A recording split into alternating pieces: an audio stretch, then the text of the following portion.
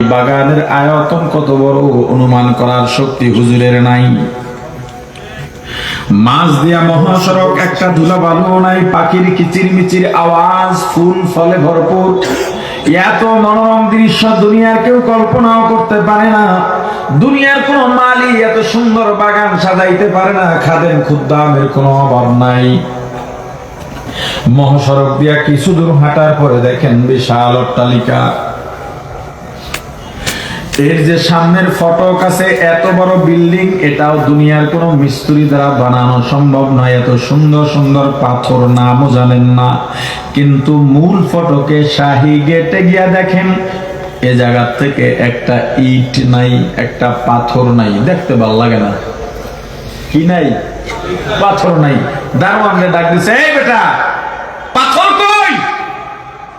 এত সুন্দর বাড়িতে একটা পাথর না থাকলে ভালো লাগে? একজনের দাঁত সাদা, সামনে একটা দাঁত নাই, ভালো লাগবো? কথা কয় না।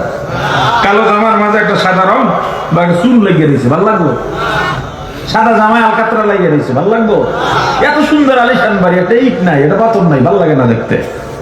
দারোয়ান বলে, এই বাড়ি, এই বাগানের মালিক ইয়াকুব নাম তুই।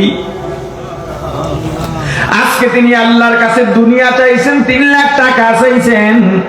একটা ইট খুইলার টাকার ব্যবস্থা করা হয়েছে। আল্লাহর কাছে যারা দুনিয়া চায়, জান্নাতের বিনিময়ে তারা দুনিয়া পায়।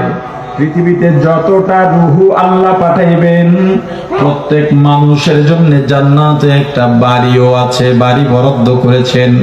কেউ পাবে, কেউ পাবে না, কেউ একটার জায়গায় 10টাও পাবে। ইয়াকুব নানতুবির ঘুম ভেঙে গেছে।